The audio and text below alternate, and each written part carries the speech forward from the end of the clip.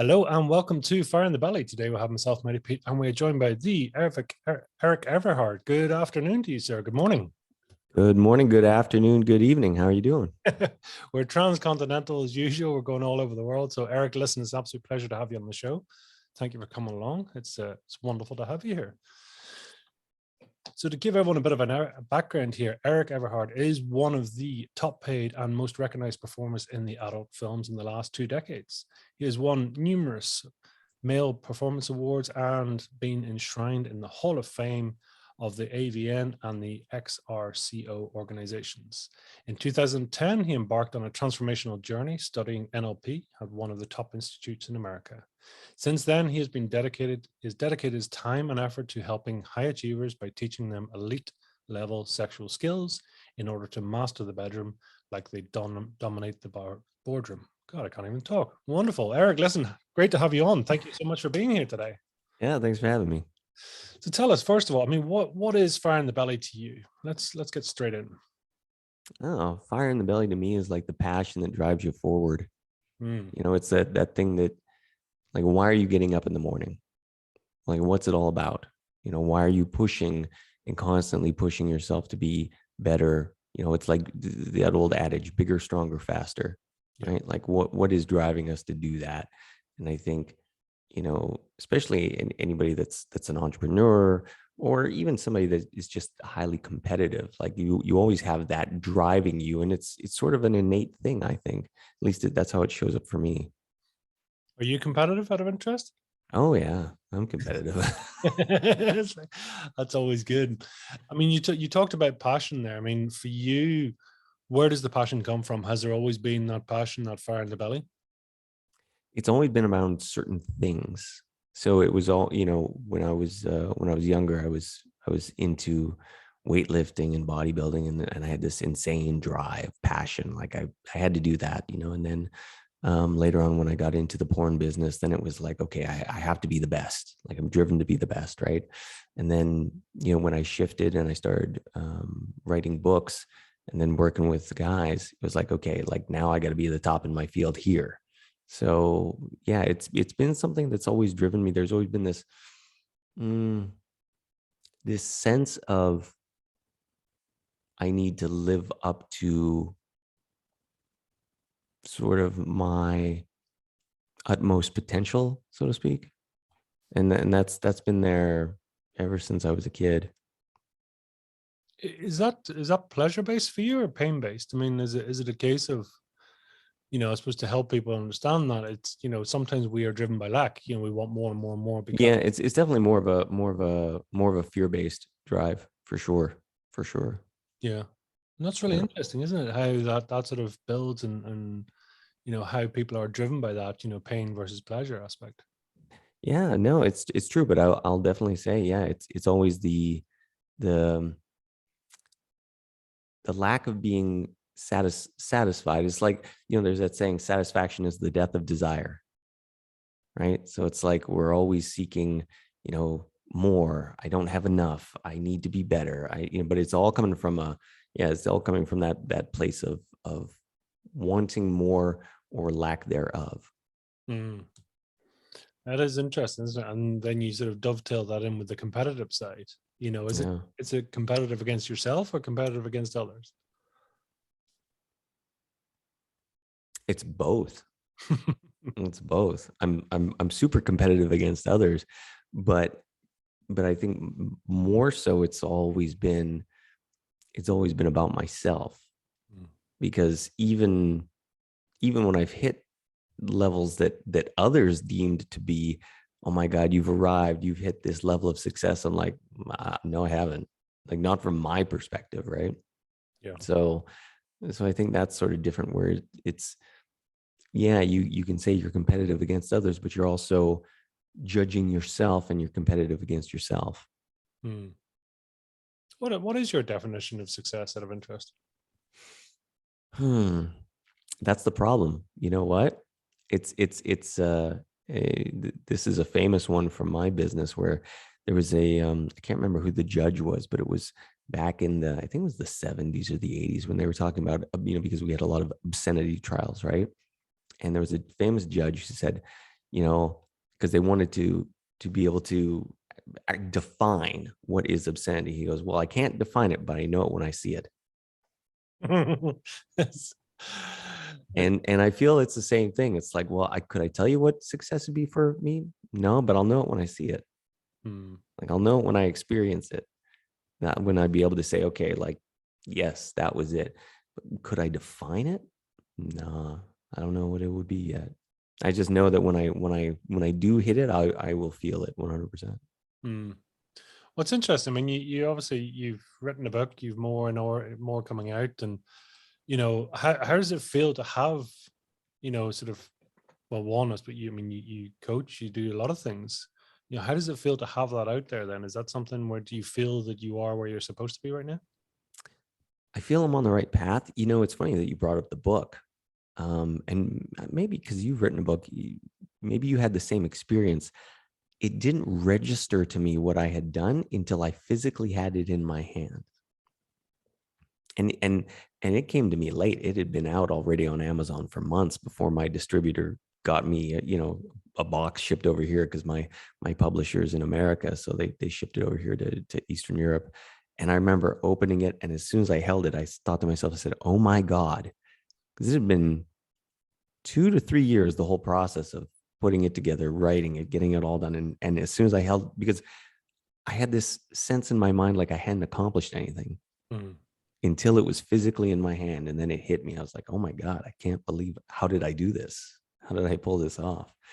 So yeah, there's that piece where I think sometimes you need something to tangible to hold on to, that really lets you know that you've had that success. Because otherwise, the feeling that we get from success, it's so short-lived.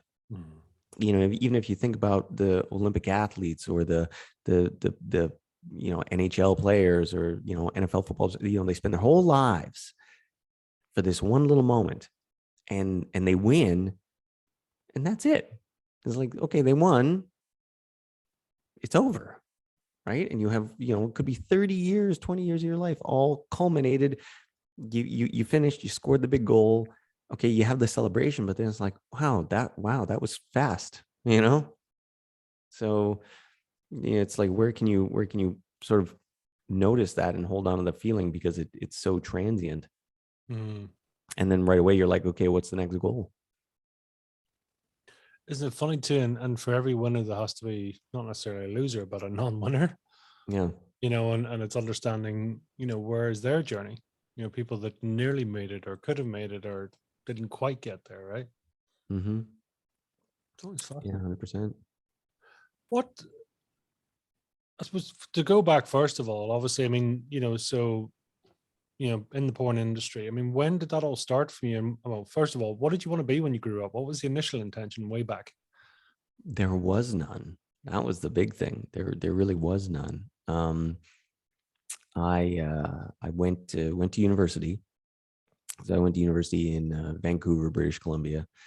And I was, because, obviously in Canada, most parents and society at large, they sell you the trope. Okay, you need to go to university, you need to get a degree, you need to go have a home, white picket fence, yada, yada, yada, right? Like, very systematic life. What were you studying out of interest? What was the... Oh, I studied a number of different things until I eventually dropped out because I couldn't find anything that I enjoyed. But I did a good solid year of psychology, criminology, and then I ended up finally in kinesiology, mainly because I was heavily into the bodybuilding and all that stuff. So that kind of fascinated me.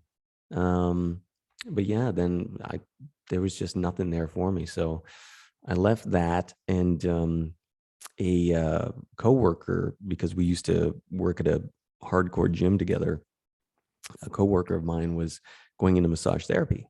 So there's a massage therapy college in Vancouver, and he said, hey, this could be interesting. And again, I was like, well, I'm not doing anything. I don't know what I want to do. So sure, could be interesting. So I went into massage therapy school and did that for almost 2 years.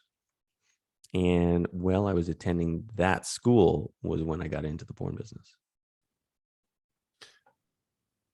Just out of interest, your language is all very kinesthetic.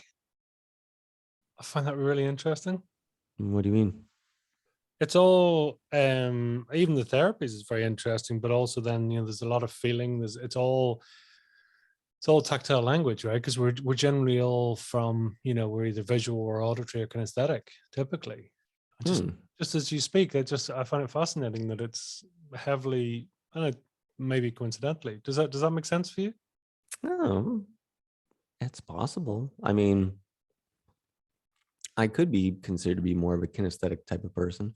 I mean, I did, in 2010, I did study for 3 years at NLP institution, and that was really a fascinating experience. Because in NLP, they're you're bringing together all the five senses, right? It's you're learning how to use obviously language patterning, but then it's your visual, it's your auditory, it's your kinesthetic, and those are the big ones that you're trying to bring in to help someone change their view of life and have a new belief system and get rid of old patternings. So yeah, I guess you could say that I have a kinesthetic ring to my tone of voice.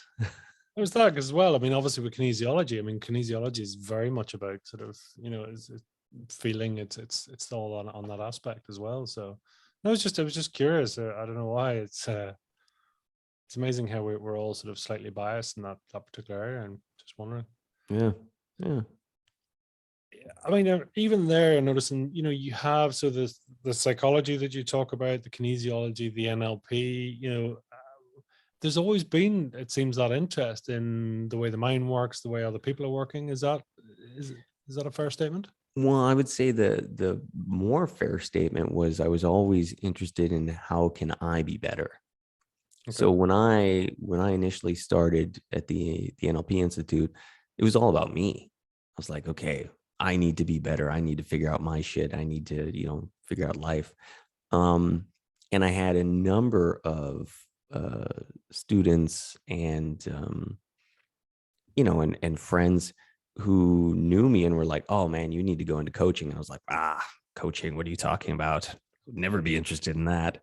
And they all laugh at me now that I'm coaching guys. But how there's that that idea that often others can see you much better than you can see yourself, right? And it's in some ways very true, right? Like we're sort of blind to our own gifts or our own proclivities, so to speak. So they could all see it, I didn't, and then here we are, years and years later, decade later. Now I'm working with men. So that's it. I mean, do you enjoy the coaching side of it? I mean, it's maybe a bit of an. Oh yeah, I always enjoy teaching. I also because with some things I would say I'm very opinionated, and I believe my opinion is right. So I like to teach my way of thinking. That would dovetail into the competitive side of you too, right? Yeah. But I mean, to be fair, I've always been someone that didn't like to talk unless I really felt I knew the facts on things. And after 23 years, in the porn business and having experienced something that very few on this planet would ever experience, I think it really gave me a certain understanding of women, a certain understanding of human nature, a certain understanding of how bodies work that just nobody else has, because they're book learners. I'm in the trenches, and it's two different worlds. I was going to say, is it there's two different worlds, and and I suppose you've got the industry as such, and then you've got the psychology of it, and you've got everything else. I mean, what have you learned from it? Oh man, what didn't I learn? I mean, you learn how to master your own body. That's number one, right? Because you think about, and I get this from guys all the time. They're usually suffering from one of two things. They're either suffering from some sort of performance anxiety / erectile dysfunction, or they're suffering from their inability to last long enough in the bedroom. Okay, both of these things, when you're one of the top porn actors in the world, especially when I started, times are different now, but I mean, when I started, it was all about how can you solve this dilemma, and how can you solve your mental state? Because it's all about mental state. I would say you probably have 0.1% of the guys that can do it. And I mean, really do it. Especially, like I said, back when I started, it was so black and white. You had guys that they had the ability to get their mind in the right place and block out the distractions and find a way to create blood flow. And then you had guys that they would just fall apart. And it was obvious, I mean, you're there. There's, you got 20 people standing around. You got the hot lights. You got the girl. Maybe she likes you. Maybe she doesn't. You got the director. Maybe he's sitting there smoking cigarettes. You got the lighting crew. They just want to go home because they got families. They don't give a fuck about you, and you got to get it together. And guess what? Everybody's paycheck that day is riding on you. No pressure, big lad. No pressure, right? So that's the thing. It's like, well, when I started looking back on it, I was like, well, what was my process? And that's what I really started to codify. It was really, I was working backwards, because I had attained such a massive level of success. And then I was like, well, how did I do that? What separated me and my way of thinking from the other actors? What was I doing that was different from the other actors? What was the way that I was presenting myself? How was I showing up?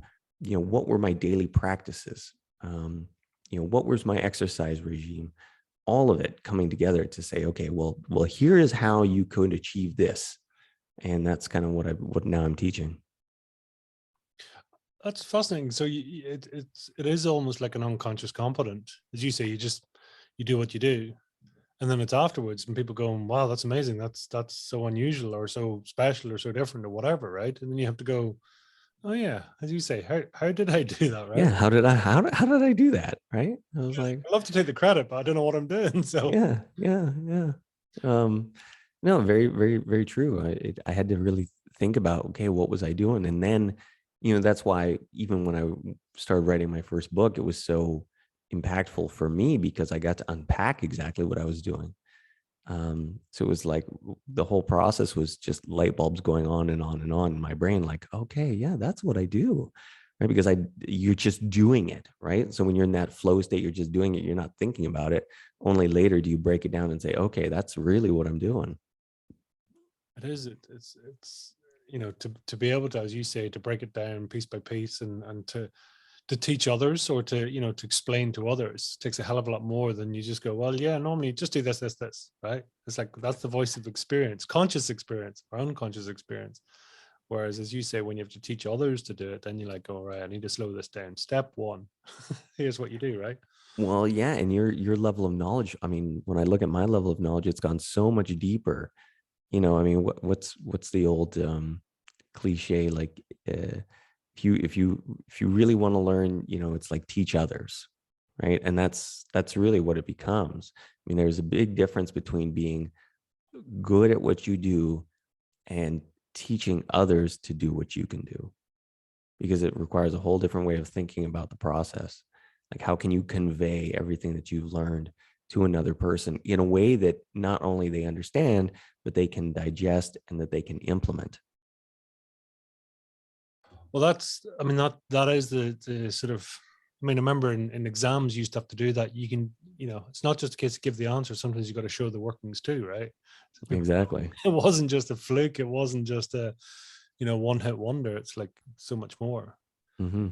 Go through. So, I mean, to give your book, I suppose, to introduce people to the book properly. So, Unleash Your Sexual Power: A Porn Star's Guide to Sexual Mastery is the book. So, for our listeners out there to be able to actually take it on board. And did you find it cathartic? Was it, actually putting the book out there? Did you enjoy the process?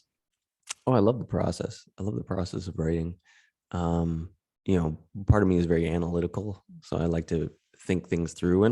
And you know, being in the porn industry for so many years, there was always a creative aspect to it that I really enjoyed, because I like to be able to create something.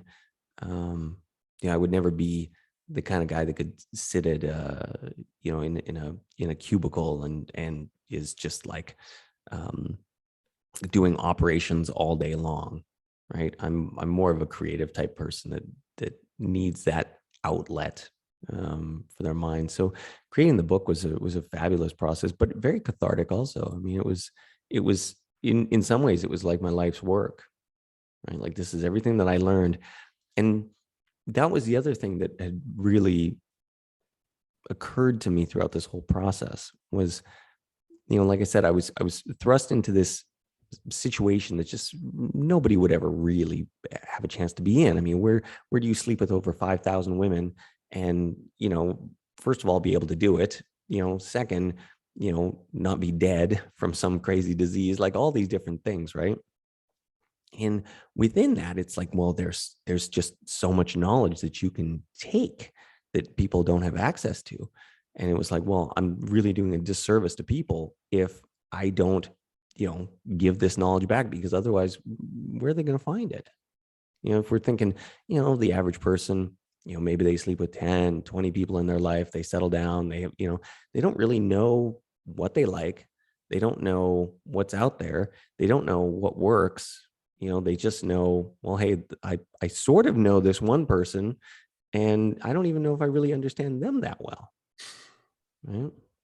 I mean, you look at how many marriages fail. Well, usually they're failing for one of two reasons: financial or sexual. Right? That's usually where they're falling apart. Is it? I mean, when you say sexual, is that's wrapping up everything? Is it, you know, attraction, you know, physical sex, the whole package, really, isn't it? Well, yeah, because it's so much more than just one thing, right? Like and this was some lessons that I got taught, and I talk about in the book where, you know, I have a chapter where I dedicate it to the 4 different types of pussies, and I use that as an understanding, because I have something where I call the lock and key theory, right? Because when I look at sexual satisfaction, right? Because people like to say, well, we have sexual chemistry. I'm like, no, you don't have sexual chemistry. You have 3 things. You have sexual alignment, okay, which is more what they're talking about. Then you have sexual chemistry, and then you have sexual compatibility. Those are the 3 pillars to sexual satisfaction, right? So it's often, you know, people just don't understand that you gotta understand that if you don't have the alignment piece, right, and you don't have the feeling, if the sex doesn't feel good to you, then no matter how hot you find the person or how nice their personality is, like nothing's going to overcome the biology. And this was something that I learned through a relationship, well, a couple of relationships that I had, where on the surface everything was perfect, right? Gorgeous model, like check, smart as hell, check, like going down these lists. And then you get to the sex, it's like horrible. It's like, okay, well, why? What makes it horrible? Right. And that's where I discovered, well, there's these differences, biological differences that cannot be overcome, that you will start to find throughout different women. And so that's why I came up, you know, after I looked at the 5,000 and I really broke it down, there was 4 different types. And not to say that any type is better than any other, but one will be better for you as an individual. And when you find it, then you're like, aha, suddenly my sex life, my enjoyment of sex skyrockets. Whereas in other times, you're going to be like, this isn't that fun, really. But you have to experiment, and you have to understand what works for you and what doesn't, to really be able to have that conversation.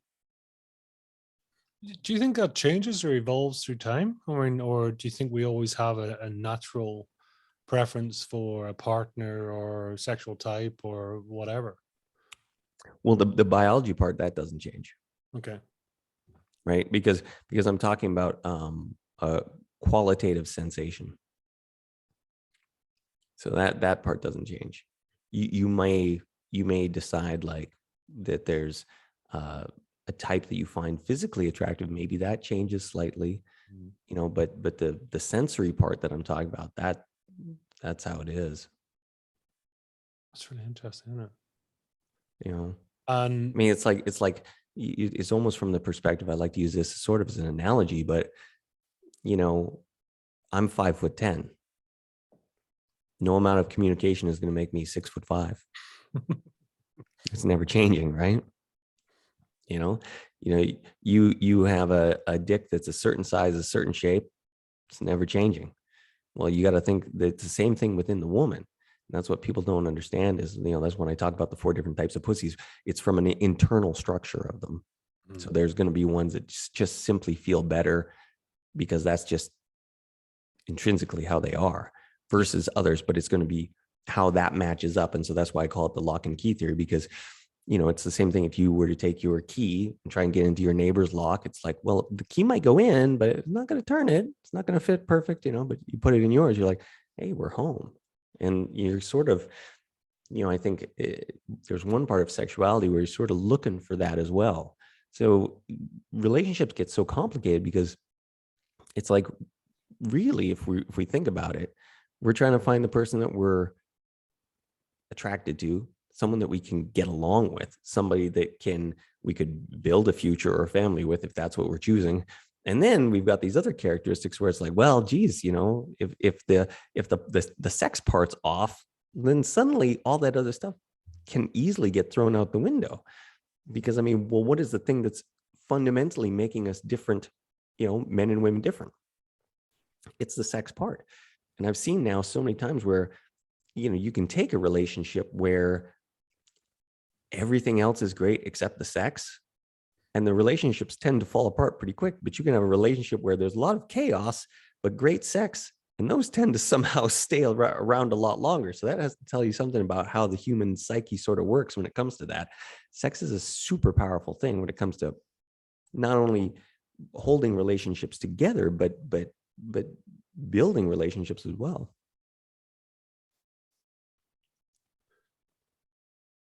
I'm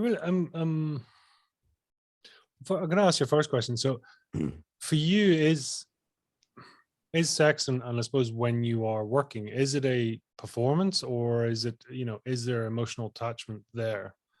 Maybe the first. There's a little bit of both. You can't really kind of completely remove emotional detachment, and you're performing and you're not. So it's almost like a hybrid state of affairs. Sure. Because you are performing in the sense of you understand you're working for the camera, and you may be performing specifically depending on what an individual producer or director wants you to do, right? So that part can be very performative. Then at the same time, within that performance, there can be levels of actual connection between you and your co-star as well. So it's sort of a hybrid model, really. And that's interesting. And when it comes to then the coaching side, do you tend to find that is it a case that people don't know what they want, or are they sort of held back by the fear of what they're not? Does that make sense? But I'm not sure if I explained that correctly. No, I don't quite follow you. Sometimes people, it's sometimes we don't know what we can be, or we have aspirations of hopes, and other people then, so it's like, are you driven by pain or driven by pleasure there? It's almost a case of, for some people it's going, well, I just, as long as I perform, as long as I, don't have premature ejaculation or don't have any of that, then that will be success. And other people would say, well, but what if I could be an amazing lover and I could be, could be all these other things, right? So yeah, okay.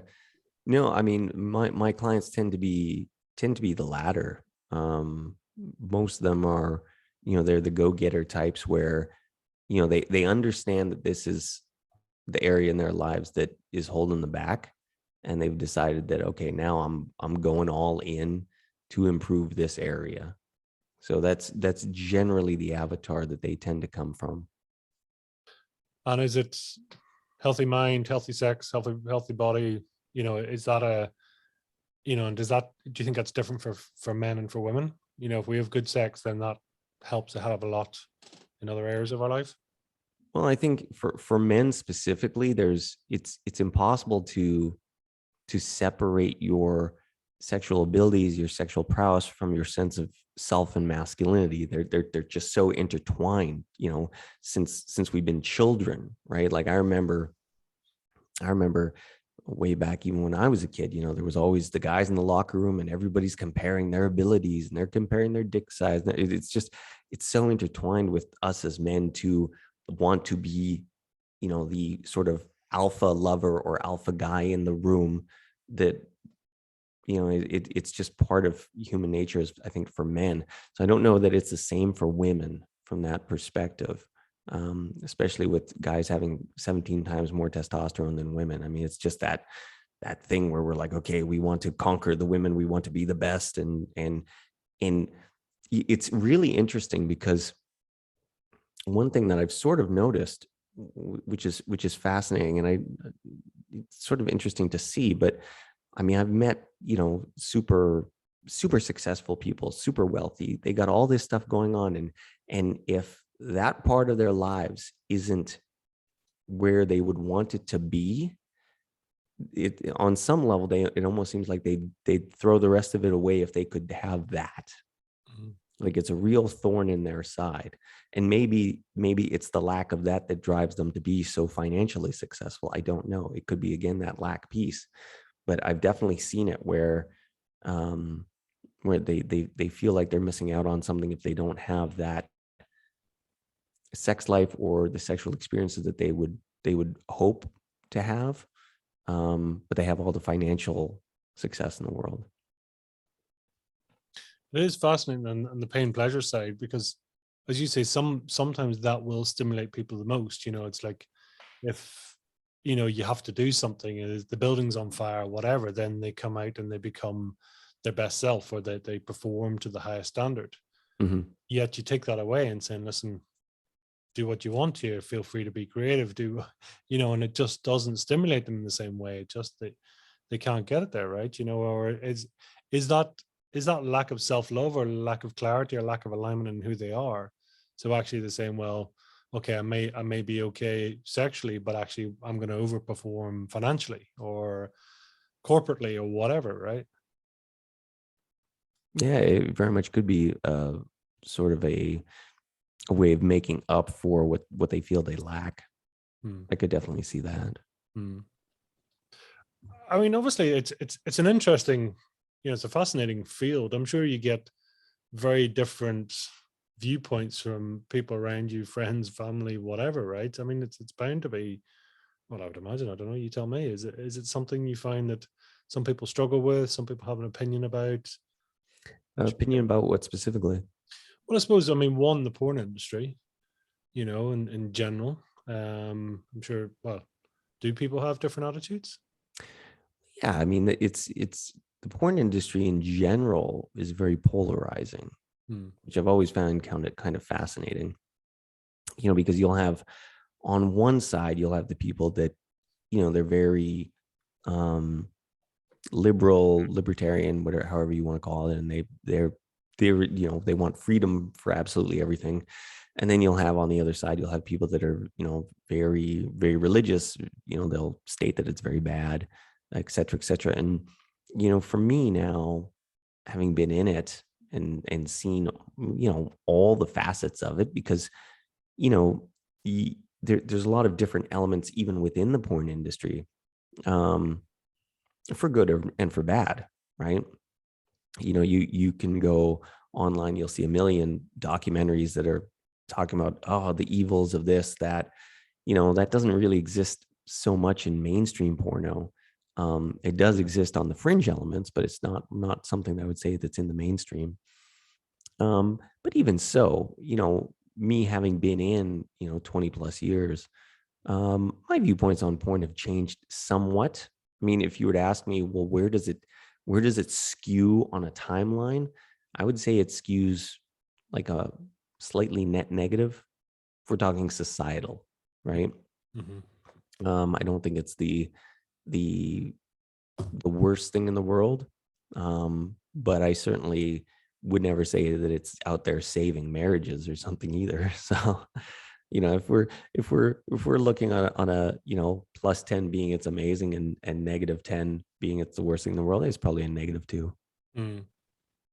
But I mean, and like anything, you can take any viewpoint you want. I mean, as you said, it's polarizing. Exactly that. It's some people say, well, it can be an enhancement that can help you to find your true self and all the rest. Whereas other people will say, well, no, it's derogatory, it's whatever. But then I suppose the question comes back to anyone, is there in their own personal circumstance and saying, are you the best version that you can be? Are you being withheld in any particular way that, could free you up to be better or whatever, right? So I know it's subjective. It's, without sort of jumping on any bandwagon or people saying whatever. It's just, as you say, in every industry is going to have, you're going to have the mainstream and then you're going to have the fringe elements, which some of them, are going to attract negative press or negative negative aspects to it. Yeah. Overall, I mean, have you found it as you say, you're in over 20 years. I mean, have you found it is it a creative environment? Do you find it a positive environment? Yeah, again, you get real split on that. I mean, I would say it's definitely a creative environment for sure. The positive environment, again, that gets split because I've seen people that have gone on to, to do great things, either within the business or come out of it. And then I've also seen those that can't handle it and get, they get into the drugs, they get into the alcohol and then there's been a lot of different suicides and stuff as well. So, I mean, it's definitely something that it's not for the meek or squeamish. I mean, it takes a certain mental fortitude to be able to do it. It's not an easy job, from the mental standpoint. And I think that's probably what breaks most people, is that they just don't have the mental fortitude for it. Where does that challenge come from then? I mean, well, what is it that sort of creates that mental tension? I just think the fact that, it's a difficult job physically, right? So you got the physicality of it. Then you've got the social acceptance part of it that people struggle to deal with. Then you've got the stigma part that people struggle to deal with. And for some people, then there's the performance aspect, and then when you're talking about guys, less women than guys, but the guys, if they don't do well, then of course they can, go into a mental spiral where they start, reflecting on how bad they've performed and the choices they've made.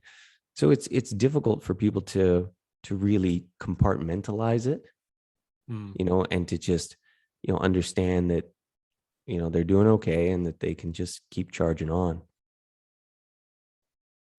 And have you a set of rules for yourself, or how do you, I suppose, how do you sort of make sure that you stay between the lines, basically, that it's not affecting you outside, or do you set a set of commandments for yourself, or I think really the thing that I was always able to do is really compartmentalize my emotions. I mean, it's not the best analogy, but I do like to use it sometimes. I mean, think about goaltenders in the NHL. You'll have, especially your famous ones, right? They let in a bad goal. They literally pretend it didn't happen. Doesn't affect them. Mental state doesn't change. We're still moving on with the goal, reset, park the last thing, move on. And then you'll see somewhere, someone lets in a bad goal and then they get mentally shattered. And next thing, there's 5 goals in the next period, and then they get pulled, and then they're sitting on the bench and they're all distraught. It's like, oh God, you see it all the time in sports, right? It's the same thing. In the porn business, it's like, okay, no matter what's going on, can you check your emotions? Can you park them? And can you get the job done? Right. And then when the job is done, can you park all that and then go live your life? And that's, for some people it's easy, and for some people it's really difficult. And I think that could be almost in not just in the porn business, but any business too. Some people just don't have that ability. Isn't it funny? I suppose it's like money and sex are probably, and I would say probably people would sooner talk about money, their mortgage, Oh, way before sex. Oh, yeah. Nobody's talking about sex. It must be one of the top sort of topics that people are least willing to talk about. Yeah, you can get a bit of locker room chat, but actual genuine, sort of sexual details, I suppose, or whatever the best way of putting it is. Oh yeah, no, I mean, well, even though the locker room chat is bullshit, like I remember I was in grade 11, and it was some class, and guys are throwing out like, oh, I'm holding 8 inches. Oh, the next guy is like, oh, I got 9 inches. Oh yeah, I'm 10 over here. Like, it's these ridiculous numbers. I mean, now I'm at porno, for all the years that I've been in, I've seen everything, right? And I'm like, where the hell are you guys measuring from? Like, you measuring from your butthole? Like, where are you? Where are you? Where's the start point here? Because it's not a realistic start point. Sorry, Yeah. I've been amongst the biggest of the big, and like apparently I was in a whole high school room full of porn stars. Apparently. So yeah, I mean, so that's that, and again, that comes back to what I was talking about, where you can't really separate that from innate masculinity. Like, we all, it's something in us where it's like we're competitive, and that's sort of like the final frontier of competitiveness. Because you think about it, well, I can work hard, I can earn more money. You can't work harder and get a bigger dick. Well, so it does sort of become this thing that people fixate over, from a biological perspective, and not even just a size thing, but then their performance abilities, which is actually more what the issue is always about, right? It's like, well, how can I last long enough? How can I do this? How can I do that? If they can't, and they feel that they can't seem to get a grasp on it, where some other things, it's like, if they want more of them, they want better, it's much easier to do, more money, more cars, more this, more that. Yeah.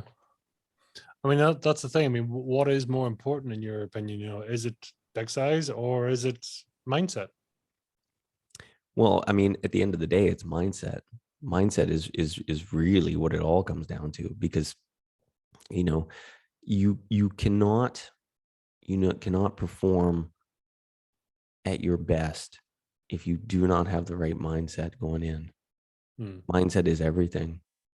I mean, I would say, if you want to separate, especially in the business, you want to separate the best from the average, it was all mindset. And it's the same thing out there in society. It's no different. You need to have confidence in yourself. And that confidence, confidence is a byproduct of competence. So it's like, well, okay, where can you build up the competence so that you have the confidence, so that fundamentally that what you're doing. And that's the biggest problem that I've seen out there is, it's like, if you look at us as kind of men, right? It's like, okay, you come out of the womb, you go through puberty, the testosterone hits you, and you're just like, bam, like it's like, I got my dick, I'm ready to take on the world, right? But it's like somebody throwing you a Ferrari. You've had no driver's license, you don't even know how to put it in shift, and they're like, hey, go take it for a drive, Johnny, come back in time for dinner.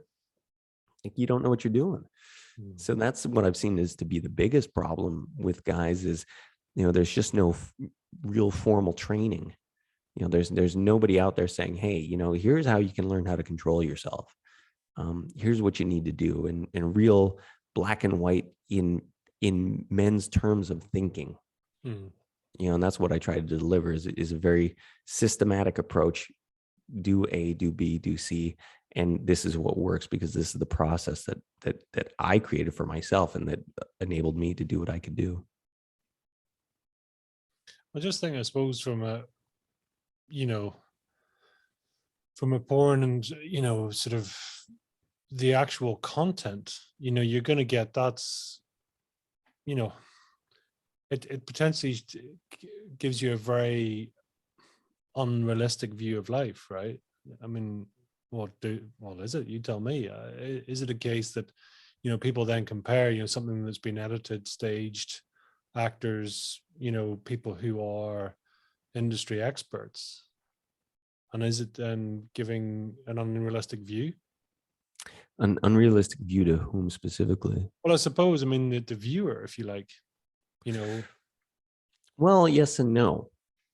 So this is kind of the concept, because I was sort of circling back in terms of you were saying is almost like that education aspect. It's rather than going, you know, here's your dick, go have fun. It's kind of case the education side and saying, well, if all you know is porn, then you've kind of gone from, you know, start to step 10. You've missed a whole lot in between, right? So I don't follow exactly what you're saying. I'm just, it's from the aspect, I suppose, of, you know, and you were starting to say there about the, you know, how helping people to actually understand rather than, you know, how to actually develop and to grow, right? So it's, you know, they're either born or, you know, any, I suppose, men full stop or anyone is you're either born that way or you have to learn that way. And maybe that's the important thing, is it, to learn? Well, I mean, at the end of the day, we all have to learn. You know, and I think, you know, no, I mean, certainly I was not born a porn star, right? Like, there was all a process of learning, right? It was a process of, you know, understanding, well, how do I control my body?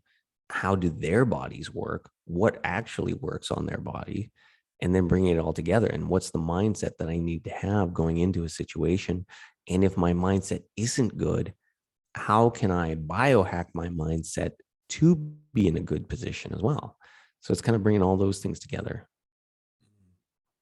And do you think that's the same for women and men? Do you think it's the same sort of set of issues or the same, you know, sort of necessity to be mindful, to be, you know?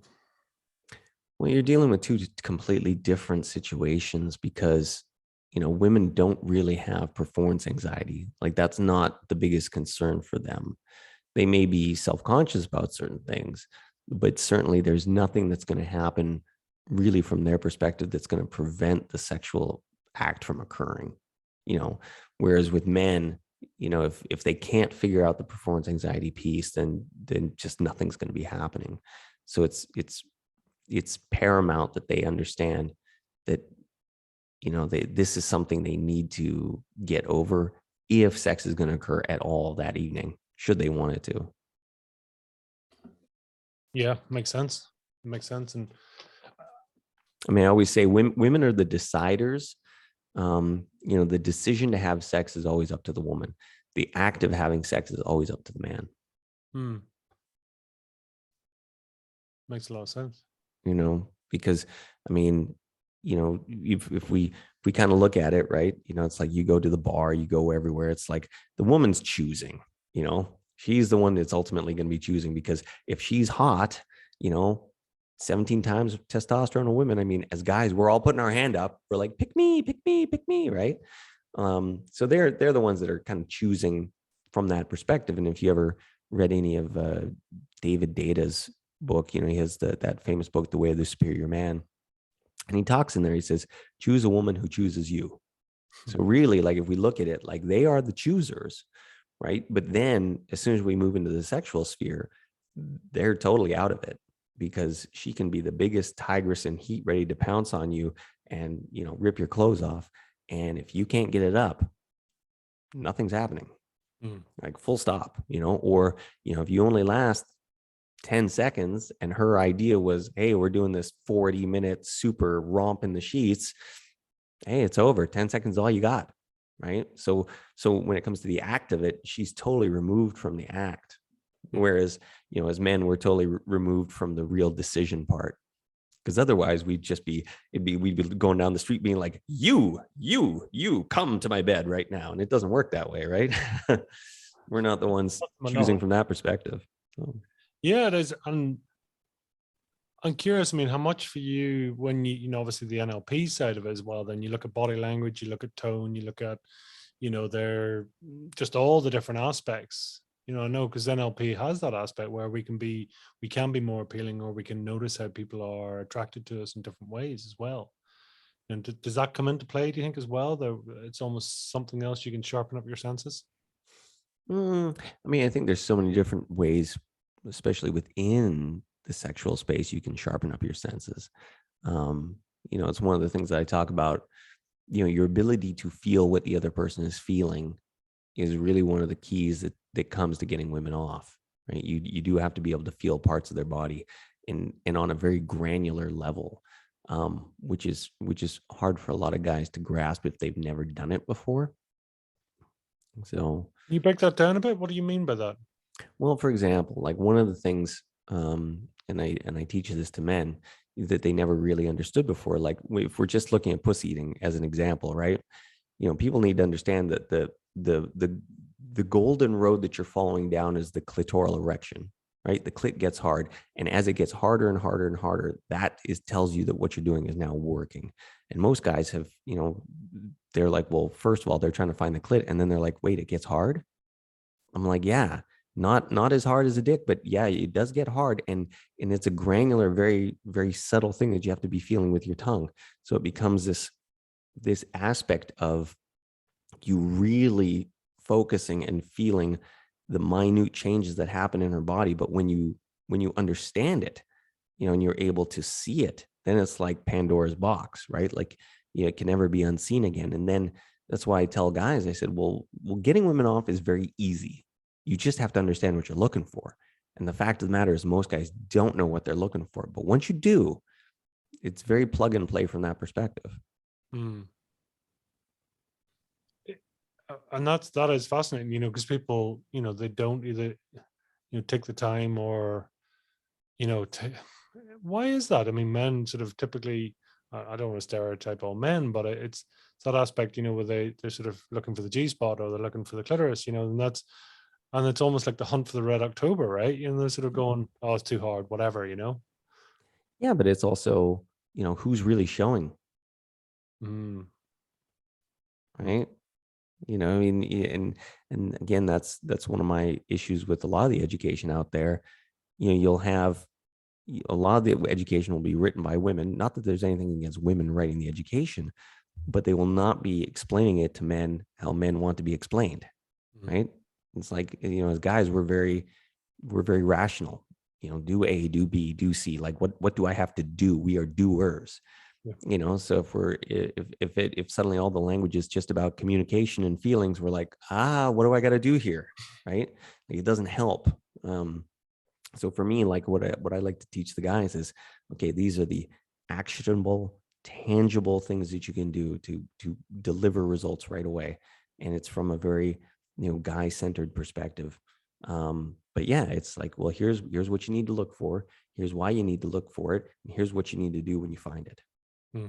Go. Would you find yourself quite intuitive? Very, yeah, I would say so. Because I'm just wondering, is it, is that a heightened skill, or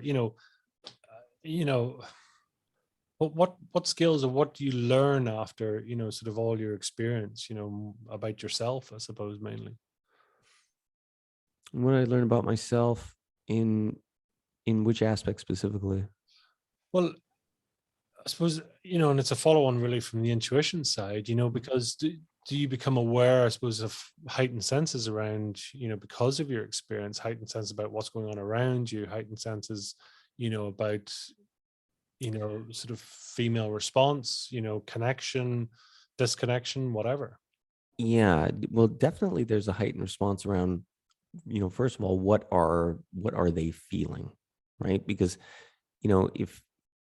if you can start to get a sense of understanding how their bodies works, and you start being able to feel what they're feeling, and it is very intuitive from that perspective, but you can really connect with a woman and start to feel all the tiny little things that let you know what's going on, from, it's from wetness to auditory to different body tension, to sweating, to all these different little aspects that most people, if they're not paying attention to, that just goes past them, right? But these are all the little telltale signs, again, that let you know what you're doing is working. And it's you being able to hone in on all these little cues that the body is giving off that lets you know, okay, we're on the right track. We're close to hitting the home run here. We just got to continue on the path that we're on, because that's another thing that is interesting. You look at women's bodies just in general, and it's often something that I teach my guys, where I say, there's a lot you can learn from vibrators, right? There's the 3 cardinal rules of vibrators. Because you ever watch a girl with a vibrator, right? It's like, okay, what's she doing? Well, number 1, that thing, you see any girl, she grabs her Hitachi, whatever, staples it to the clit. Doesn't move, right? So it's like, okay, what are you doing down there where you're going, chewing on some pussy lips, you're going here, you're going there? No, right? When you have committed, you're staying on that thing and you're never leaving, right? Because that's exactly what the women want. They don't want you to leave. They don't want you to go all these random places. Like, what are you doing? Right? So it's number 1, is like, stay on the clit. Okay. Number 2, what else do we learn from vibrators? Well, they are rhythmic and consistent in their power and application of their power. She turns that thing on, she hits the setting. That's the setting. Medium speed. Hey, keep it on medium speed. She's not like low speed, low speed, medium speed, high speed. No, she's like, I'm setting that thing and it's rhythmic and it's not changing. So again, that's another thing, from a guy's perspective, it's like, okay, we got to stay on the clit. We need to be rhythmic and consistent. And then the most important thing, that thing never stops. Neither can you, right? Because what happens, you start building up that wave, you start putting in all that effort, and then all of a sudden you're like, oh, I got to wipe my nose. Well, what happens? Bam, done. Now you might have to put in another 5, another 10 minutes. Who knows how long time you got to put in to get ramped right back up to speed. So that's why I teach the guys. I say, well, I teach them how to breathe through their mouth as they're doing everything, because you can't come up for air. You need to be able to be breathing the whole time that you're doing it, because you cannot stop. Because like I said, vibrator, unless those batteries run out, it's never stopping. And that's why women love them, because those are the 3 core things that they do. They stay on the clit, they're rhythmic and consistent, they never stop. It's so simple when you explain it that way, right? That's why I explain it the way I do. Takes because it lands. It's like, this is what we're doing. Yeah. Right? Yeah. Where do you sit in terms of faking orgasms? What do you mean specifically? Well, I don't know. I suppose morally, ethically, why? Well, yeah. I mean, I've talked about this. I actually put an email blast to my list just last week about this. Here's the thing that guys need to understand about the faked orgasm. It is the last thing that she wants to do. Like, that's her Hail Mary pass. Okay. Really. No, I mean, we're giving women way too much credit if we think that they really want to practice their thespian best and are looking to audition on Broadway. Like, no, they're not. They're not interested in that. Like, I mean, think about how much effort they've put into you. And this is how I like to frame it. It's like, you're the chosen one. Like, she's gone to bed with you. She's gotten naked with you, which means, well, she's really in your corner. I mean, she is rooting for you, right? She is hoping that you are the one, the chosen one that can get her off. And this is going to be a fantastic evening. So if she has to pull out the fake orgasm, it's because she was left with no other option. But it's the last thing they want to do. So, I mean, the only time they're pulling that out is because they have made the firm decision in their mind that you are never going to get them off. And so they just want it to end. But if you understand the cues that you need to be paying attention to, that's never going to happen. Because now you know what you're doing is working or it's not, because you're following the erection of the clit and it's leading you down the right path. So it's really, I mean, do faked orgasms happen? Yes, of course they do. But it's not because that's what women want to do. they're just like, they feel they're left with no option, because they're like, well, because even I've been in there in situations with women. I know women that have, they're giving me a blowjob and their skills are so horrible. I'm like, they are never getting me off. And eventually you're like, no, let's just have sex, right? Because I know that'll work. And from women, it's the same perspective. They'll give you so much time until they realize he's never going to get this done. And, I'm not going to get off. So if I pretend that I'm having this massive orgasm, he'll get the green light, he can come, and this can end, and I can go home. So that's kind of where their mental, mental aspect is coming from. So they're not, it's not like they're doing it because they're trying to be mean spirited, or they're trying to be Machiavellian in any way. It's just they feel there's no other way out of it. Sure. Right. And ultimately they're trying not to necessarily hurt your feelings. Does it hurt women overall? Sure.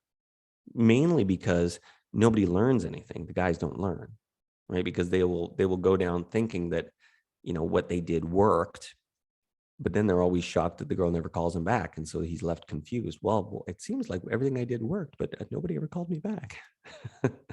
Didn't get a second date. What's up? Right. So, in the end, it's not a good thing that women do, simply because the guys never learn anything, but I do understand why they do it. But what I'm hearing here a lot is, it is communication. It's regularly it's communication. If you're not willing to feedback or be honest or share or ask or inquire, or, that's always going to be problematic, right? Well, yeah, but it's interesting because it's a whole lot of things that get lumped in together. So you've got the communication aspect, you got the skill set aspect, right? And where do you get those two to come together? And then you've got societal aspect too, which is another hard one, where you talk to a lot of women and they don't want to have to teach a guy. There's very much this thing like, well, if you're a real man, you'll just know what to do, right? So a lot of guys are in this tough position, because if they don't know what to do, they're like, well, how do I know what to do? Who's going to show me? And then if I don't know what to do, then the woman's upset because I don't know what to do, and she doesn't want to teach me, right? Because then I'm not a man. So it gets really difficult for guys if they're stuck in that situation where they don't have the knowledge, and they're like, well, okay, how do I gain the knowledge? Because all these women expect that if I'm a real man, I would just know what to do, but I haven't been able to figure it out yet. It's that aspect. How do you learn out of interest? Do you reflect back? Do you observe? Do you mentor? Have mentors? What's your learning style and process? No, for my learning, it was all boots on the ground. That's why everything I teach is very original from that perspective. That's why I said it was a crazy journey. It's like, you're working with 5,000 women, and you're over time, you start seeing the commonalities. Over time, you start seeing the threads of what's the same, even though all women are different. So what it gave me is, it gave me the super big picture of, all the principles of how the feminine works, right? Application is different, and that's for every individual woman, but the principles never change. The application of those principles, that's what changes. So when you start seeing it from that perspective, it's like, okay, all women are intrinsically the same. And once you understand what it is that you're looking for and what's working, then it's like, well, it's just the refinement of that process. What for you and learning, I suppose, and that, because that's quite kinesthetic, isn't it? It's, as you said, if you want to teach me, show me, or let me have a go. Yeah. That aspect. And for you, are you clear where you want to go in terms of your future aspect, or where do you sit in that? Do you goal set for yourself going forward? Do you have aspirations and intentions?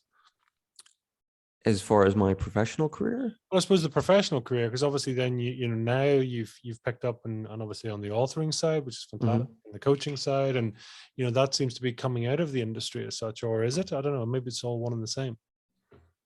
Well, I mean, it is an extension. I mean, everything that I teach is something that I learned in the business, right? Like I can't say that the business didn't teach me a lot, because like I said, it gave me opportunities that just no normal mortal man has. And you know, for me, from that kinesthetic perspective, I mean, all my learning was based on, well, okay, you know, this is like an experiment.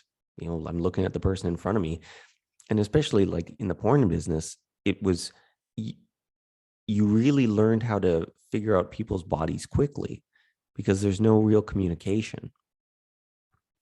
You know, like it's like, hey, I walk up on set 20 minutes before, you know, some girl I've never met before is in the makeup chair. We shake hands. 20 minutes later, we're having sex. And my job is to figure out her as fast as I can. Because if I can make her for that hour forget that there's, you know, 15, 20 people standing around, forget that there's a camera there, forget that, you know, everything's going on, and just enjoy what's going on, you know, where she can have an actual orgasm and totally be free for that moment and forget what's going on, then I've done my job. But that takes skill. And that's part of what I started to figure out. It's like, okay, well, how can you figure out a woman's body without asking anything from them, without having any communication? And that's when you start to learn, well, most of the communication is, you know, it's covert. It's not overt. We don't need to necessarily say, hey, what feels good. We can feel what feels good with them. Makes sense. Well, what inspires you? In what aspect specifically? In any way you choose, really, I suppose. You can be inspired, career, personally. I mean, what inspires me? What inspires me is just always being better than the next day. You know, I'm always inspired. I'm always inspired by the people that, you know, I'm not going to say they're workaholics, but they make stuff happen. I'm always amazed because, you know, I'm probably in some ways, I don't know if I'm ADHD, but close. I mean, sometimes me being focused on a task takes a minute. And I'm always inspired by the people that, you know, the body of work that they put out is just on another level of breadth and depth and what they're able to achieve. So yeah, it definitely, high achievers, they inspire me. They definitely do. Because I think it gives me a sense of what's possible. You know, it's like that old thing with the 4-minute mile, right? Nobody could run the 4-minute mile until one person ran it. And then as soon as somebody ran it, now weeks later, everybody else is running it because now they have the belief, right? They're like, oh, I can do that. So I think whenever I see people that are doing something, I'm like, huh, somebody did it. So maybe I could do it too. Do you have a concept of what you're capable of?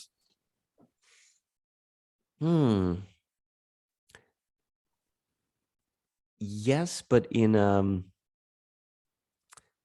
again, this would come out back to the kinesthetic aspect. It would be from a sensory perspective, but could I define it? No, it's a feeling. There's a feeling of greatness. There's a feeling of ability to accomplish a lot, and to do great things. But could I define what it would look like? No. And where would be your flow state? Where do you find that it's, you almost switch off, and then there's the superpower, the superconscious you becomes, you know, steps up and says, I'm in control now, and the greatest version or the greatest part of you's available? That's whenever I'm having fun. Definitely for me, the fun aspect has always trumped anything else. It's like, if I'm not having fun doing it, I see no sense in doing it. What does fun look like for you? Well, I mean, it could look like a million different things, right? Like writing my book was fun. You know, doing my courses is fun. Going to the gym is fun. You know, when I was working as an actor in porno, it was fun. You know, or aspects of it were fun, right? So it's like my highest goal is always like, okay, well, is this fun, and does it keep me engaged? Because the fun aspect is really what keeps me engaged in something. And whenever you're going to do anything, you know, from an entrepreneur perspective, you know, I mean, you look at entrepreneurs, it's like that's the hardest road you ever got to go down, because you're putting in all this time, effort, and basically putting all your money and resources into something that is not guaranteed to be successful. And so when the times are tough, what's going to keep you going? There's got to be some sort of, you know, I mean, some people call it passion, I call it fun, but there's got to be something there that keeps you in it before you're making a single dime. You know, when times are tough, when you think, man, I should just pack it in, but wait, I'm still having a good time. Let's keep going. And I think that's the big thing that people need to realize. It's like, you know, if you're just doing something for the money doesn't come right away, you got no passion to do it anymore. It sucks the life out of you. How is the inner chatter? Are you good at talking to yourself? Is there I'm great at talking to myself. I'm my own best friend. You kidding me? It's always interesting, you know, how people sort of, one, there's multiple voices, and two, it's like, yeah, it's sometimes a bit of a battle back and forth, but yeah, it's a battle. But you know, for me, definitely, there's been an aspect where that's always what pushes me forward too. You know, again, it comes from that fear-based thing, but it's like, you know, you get that voice. It's like, okay, quit being lazy, get on it, keep going. You know, it's like a father berating you, but in your head. yeah, it's always that challenge, isn't it? It's sort of realizing the voice in your head is not necessarily you. So you have to take a higher bar, or go to another place, right? To call yourself out, or to keep on top of that. Yeah. Do you monitor your progress? Do you take time to sort of, you know, journal, meditate, sort of have quarterly reviews? What's your practice?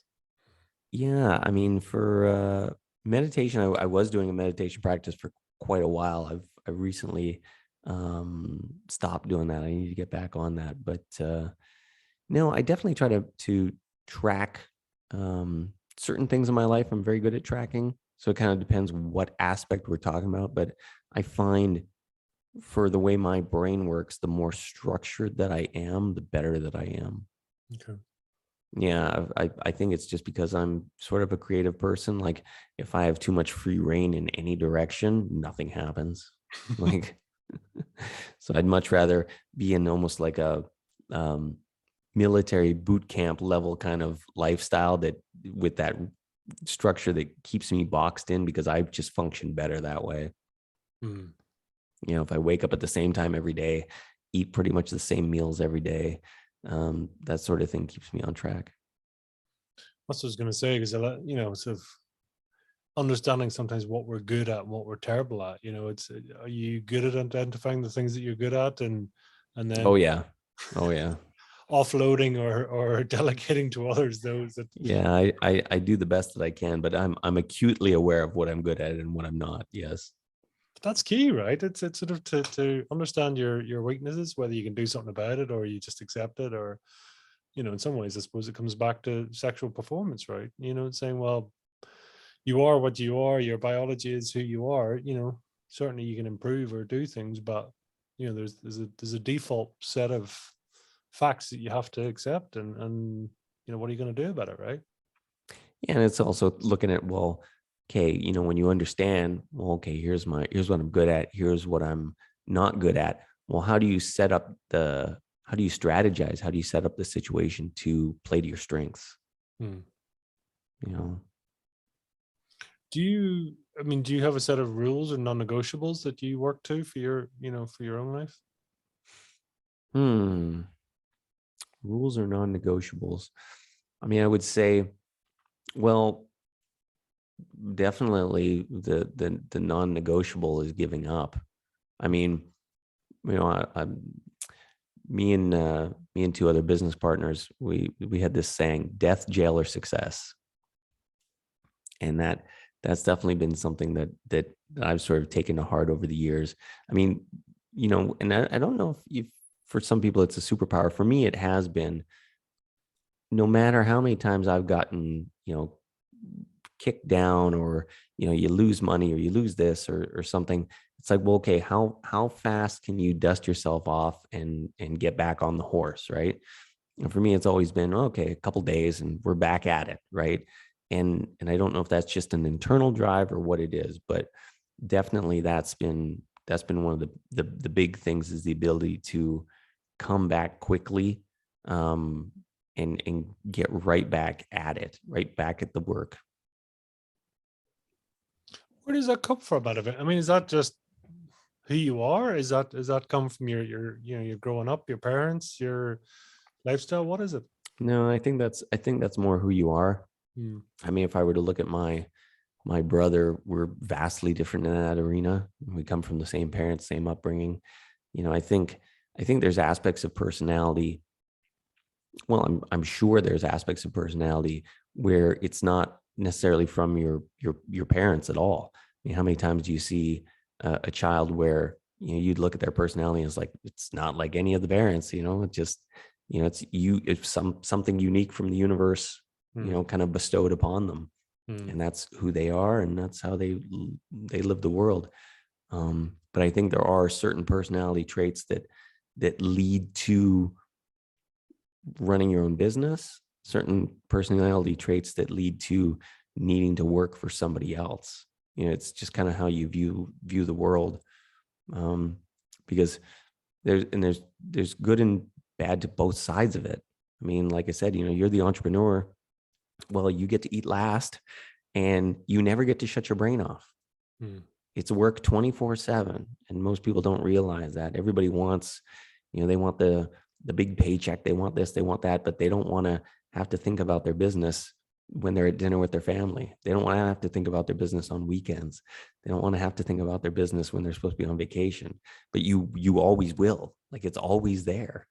And if you work for somebody, you clock in at 9, you leave at 5, and then you don't give a shit about their business after that. You're like, I don't care. I'm on vacation. I'm drinking margaritas. I'll be back in 2 weeks.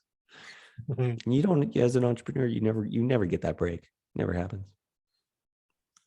How would you classify? Do you classify yourself as an entrepreneur, or where do you sit? Oh, definitely. I've had different businesses, and, with my temperament, there's no way I could ever work for anybody anyways. Are you unemployable? I'm very, it was recently I did a Big 5 personality test, and I'm in the 1% for disagreeableness. So you need the structure of the military, but just don't put you in the military. Exactly. I don't like authority. Yes, exactly. It's a catch-22. Give me the structure, but not the authority. Yeah. It's like, but unemployable 100%. Yeah, with my attitude, 100%. I got to work for myself. I like it. And come here, what's something you're really proud of? You know what? I mean, when I think about things that I'm really proud of, I was really proud of the book when that came out. Really, really proud of that. I was really proud of another venture that me and 2 partners, we built a hotel resort, and I was really proud of that. That was the culmination of 12 years of hard work. So yeah, when I think about things that I'm proud of, they were things that took a long time, and I never stopped. And I do understand where a lot of people like to think about, you need to be the first person to doing whatever, and you need to do things at speed, and it's all about how fast you get it done. That's never been my MO. I mean, for me, I was always the turtle, but I always finished the race. And I think, from my perspective, well, it's better to have finished the race than to have sprinted out the gates and then you never finished. Is endurance and staying power, would that be, one of your strengths? Is that something you practice? Yeah, 100%. Because like I said, I mean, imagine building a business for 12 years before it opened. You know, I mean, most people can't even sort of fathom that you could be investing money into something for 12 years, you know, before you open the doors. You know, that takes a lot of perseverance and a lot of, you know, removing expectation and just really maintaining your emotions and staying the course. Yeah. You know, and I think, you know, it's the same thing, like, you know, sexuality is very much the same way. It's like, well, you can't have the highs and lows, right? You can't, you know, suddenly be, oh, super excited and then, you know, very distraught about, you know, your performance. It's like, well, you got to go in and you got to just like, how do we keep our emotions level, right? And how do we keep the belief in ourselves? How do we keep building that belief system? You know, it's like what I often call it you need to have irrational self-belief in your penis. Yeah. As you say that, I mean, it sort of reminds me of, you know, the sort of often brought out the whole Thomas Edison thing. It was like, I've tried 1,000 times before I got the light bulb. Mm-hmm. And people, you know, applaud that, but you're kind of going, there's bound to be a time before that when it's like 950 times when you kind of go on, you know, people outside are going, he's mad, he's wasting his time, total loss, don't know what this is all about, right? So he's got the belief, or he don't know, he's sort of sensing that that's the right thing. If he's you know, kinesthetic like yourself, he's just going, for some reason I keep drawn to keep going back, right? But I've got to ignore the naysayers until then suddenly he turns the light bulb on, everyone goes, I get it. Well, yeah, you worked really hard, right? Overnight success. Yeah. It's the fine line between, yeah, it's just like, yeah, he's just a genius. I always knew he was too. No, he's a complete madman. Yeah, he's lost it. He's lost it. Exactly. It's like anything. But it's the same with the book, you know, pre the book, you know, pre the book coming out. It's like you're not an author, and then suddenly, boom, you know, next thing the book's out and you're an author, you know, and yeah, it is just fascinating, you know. Well, and you know, I mean, I'm sure you understand this too. I mean, how many of your friends or colleagues or people that you have known have always said, you know, I'd really like to write a book one day. And you're like, well, why haven't you? Right? Like, I know so many people that keep saying, I'm going to write a book. I got this book inside me. And then they look at me, they're like, they're like, how did you do that? I'm like, you know how I did it? Every day. Yeah. I woke up and I sat at that computer. Didn't matter how I felt. It wasn't emotional. It was like, no, got to sit down. Got to write today. Yeah. Guess what? Tomorrow, got to write. Next day after that, got to write. And it was just, it's like going to work. Stephen Pressfield, you know, he wrote a famous book, The War of Art. And he would talk about it a lot, how, you know, you need to be professional when you're doing these artistic endeavors, no matter what they are. Writing, you could be, but any profession really, like you really do have to take it from that professional standpoint, because you can't wait for inspiration to hit you. You can't wait until you're inspired. It's like, if you just start writing, you will get inspired. Yeah. Like, it's like the magic of the inspiration will hit you at some point, but you got to start writing, you got to start typing, you got to start doing something before it's going to come out. So for me, it was just that process. And then writing the second book, which I finished, and it's going to be coming out here probably in the next couple of months. I mean, I wrapped that thing up so quick, you know, unbelievable, because I had a process, right? And you know, when you've done it the first time, you're like, oh, like all the fears that you had the first time, you don't deal with anymore, because you're like, oh, okay, I know how this process works. You know, you've got that competence aspect, right? Where you understand, okay, it's just follow the process. And if we follow the process, we will come out on the other side with a result. I was just going to say, I mean, what lessons did you take forward from book one to book two? Oh my God. I mean, really just understanding what process worked for me, you know, knowing that, hey, the first copy is going to be shit. So just write it. I mean, when I wrote my first book, I spent all this time on the first copy. And then I remember sending it to my publisher, and he was like, it's okay. But, and I was like, oh, I was shattered. I was like, what? I poured my heart and soul into this. Right. And then I didn't look at it for like 6 months. And then I went back with fresh eyes. And when I looked at it, then I was like, oh, this is horse shit. And I rewrote it from start to finish. And so I knew I was going to do that with the second book. So when I had the first draft finished, I just sent it to the people, and I was like, yeah, just look and tell me what I got to add to it, because I know I'm rewriting the whole thing anyways. And they're like, oh, okay, cool. So then they added all their comments, and then I went from page 1 and rewrote everything to page, to the final page of it. And that, I mean, that's the story of life, right? I mean, it's no different to, losing your virginity in many ways and then going, that's practice, right? It's sort of understanding what works, what doesn't, how you work, how the process works, everything, right? It's just sort of being present as much as you can. Yeah. And understanding what process works for you, right? And then just following through on it on a daily basis. Out of curiosity, I mean, would you describe yourself as spiritual, religious? Spiritual, definitely. Definitely. I mean, that was a really interesting sort of journey for me, because that was really what ended up leading in a lot of ways to the NLP school. When I was there, we started doing a lot of different not spiritual work, but it was kind of woo-woo. I mean, we would do a lot of family constellation work, Bert Hellinger family constellation work. And that was just unlike anything I'd ever seen or experienced in my life before at all. And it was literally like, it felt like seeing Santa Claus, right? It's like, Santa Claus isn't real, but then imagine just imagine a flying sleigh actually landed on your roof, and then a big fat guy actually came down the chimney. You'd be like, oh my God, Santa Claus is real. And I had that experience doing the family constellation work. Like, I was working with things outside of this conscious awareness or this universe that I couldn't deny. I was seeing, feeling, experiencing, watching.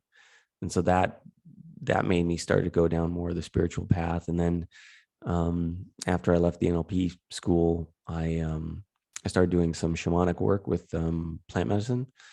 So I've done a number of ayahuasca journeys, and that really led to the writing of the book as well, and giving me a lot of insights around that. But that's just that's a whole nother level of whether it's consciousness or understanding ourselves or the universe. And again, it's one of those things where once you've opened your mind and seen things in that perspective, you can't close it again, which is a positive and a negative. I'll tell you that. It's a positive and a negative. There is so much, the ignorance is bliss thing is very true for a lot of people, right? Yeah. More knowledge, the more things that you understand, there's a tax to be paid for that as well. I mean, the likes of ayahuasca, I mean, I've never tried it myself, but I mean, they talk about it being an amplification of the inner form. I mean, have you found that to be the case, that if you're thinking dark and heavy thoughts, then it amplifies that on both sides? Or I wouldn't say that I wouldn't say it's an application of the inner form necessarily. That's not how it showed up for me. But it was definitely a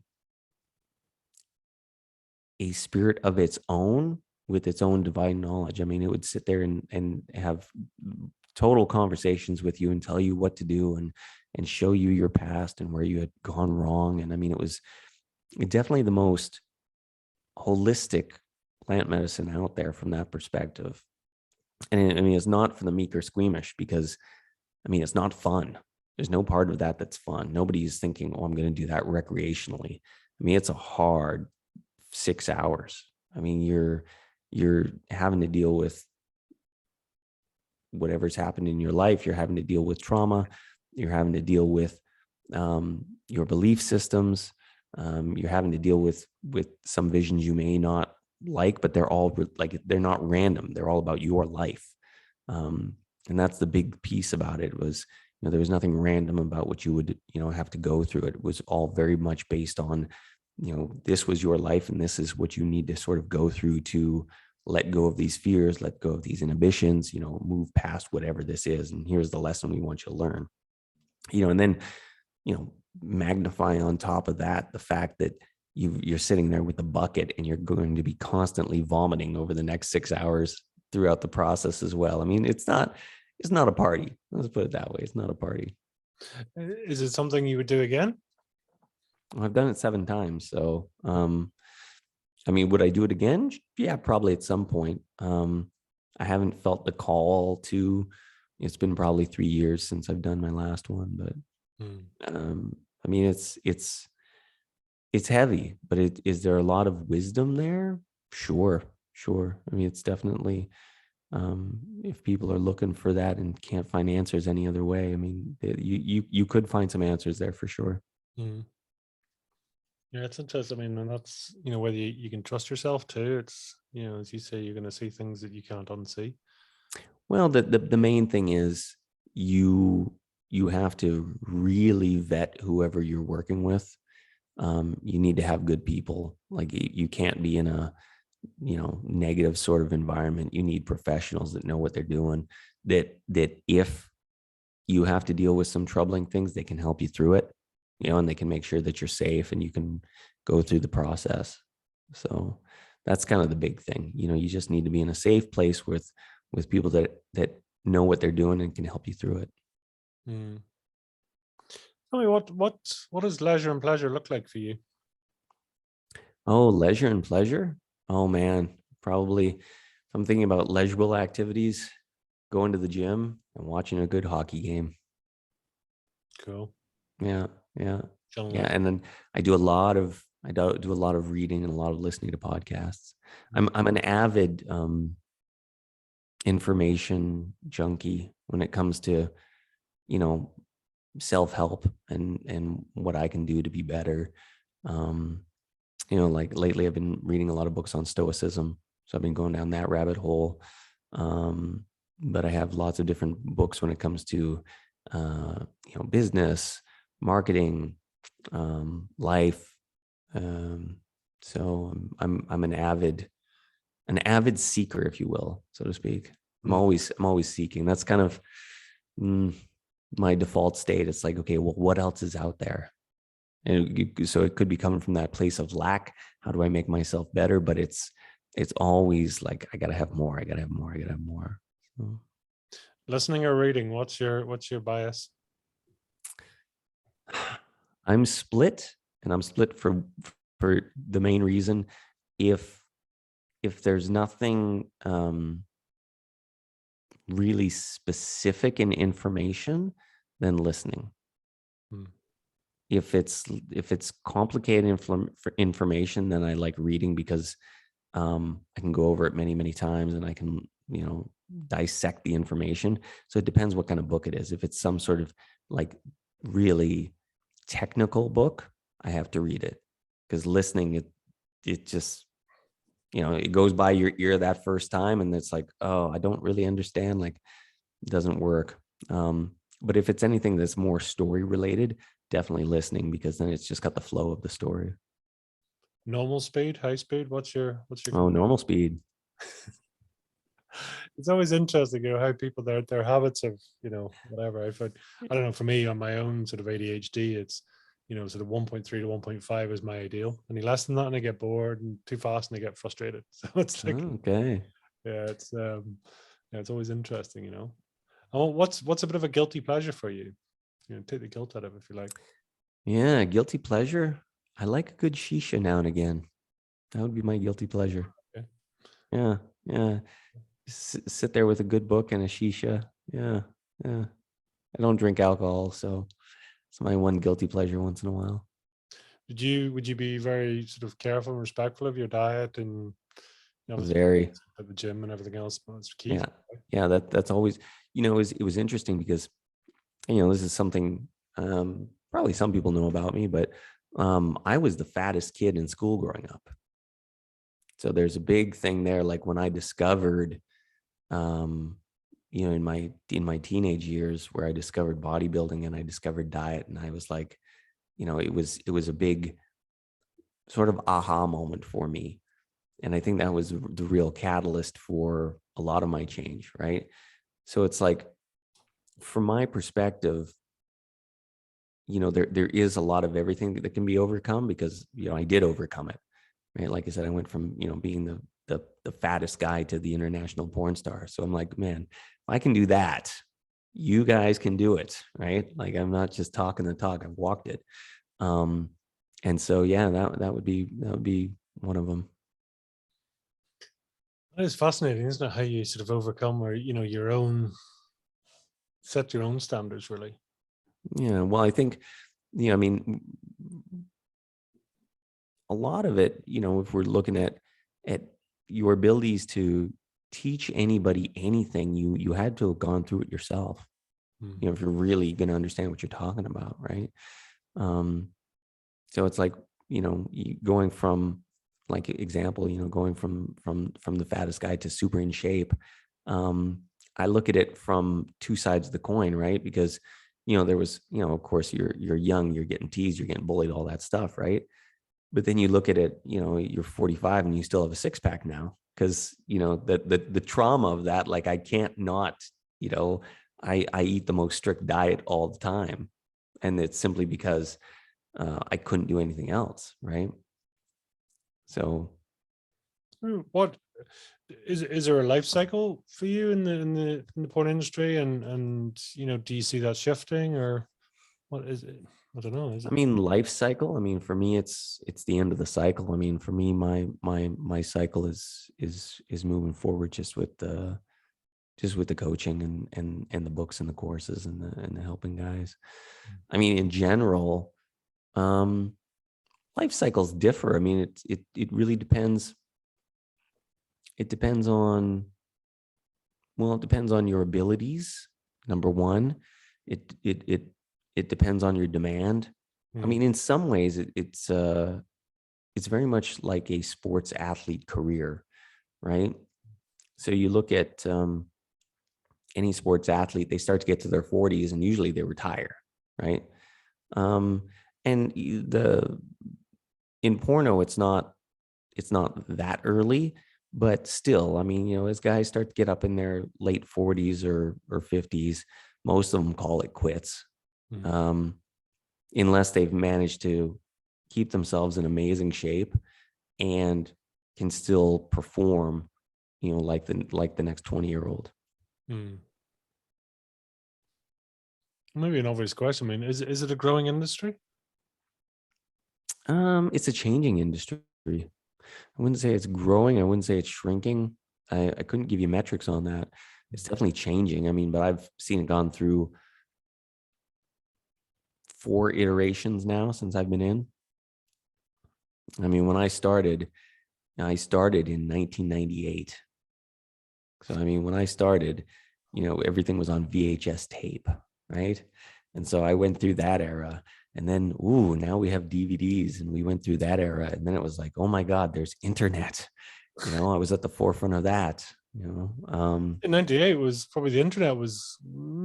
You maybe got to play Snake on your phone. That was about the height of the graphics, and there was internet wasn't that accessible, right? Yeah. No. I mean, there was no internet in the porn industry back then when I started.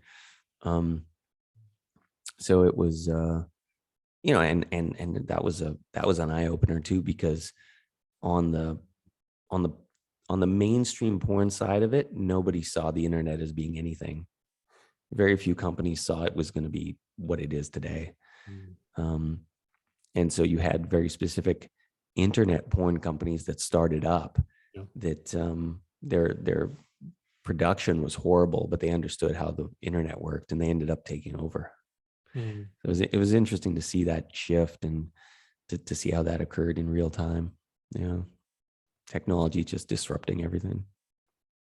Were you ever attracted to looking at the production side of it, or the? Oh yeah, I directed movies for 10 years. I directed movies for a couple of years, and then I had my own production studio where I sold movies for a better part of 10 years. And then I pretty much closed that down in 2013. Yes.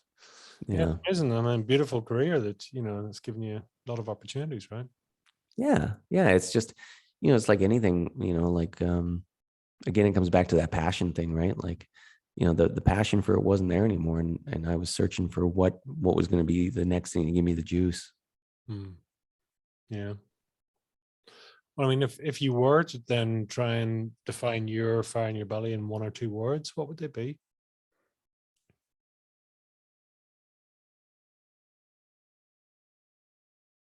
Success. That's it. Success. And like I said, could I define it? No, but I will feel it. I will feel it. Awesome. Erik, tell us, where can people reach out, find out more about you, hunt you down, learn more? Yeah, they can hunt me down at erikeverhard.com, and they can also find me at crushingperformanceanxiety.com.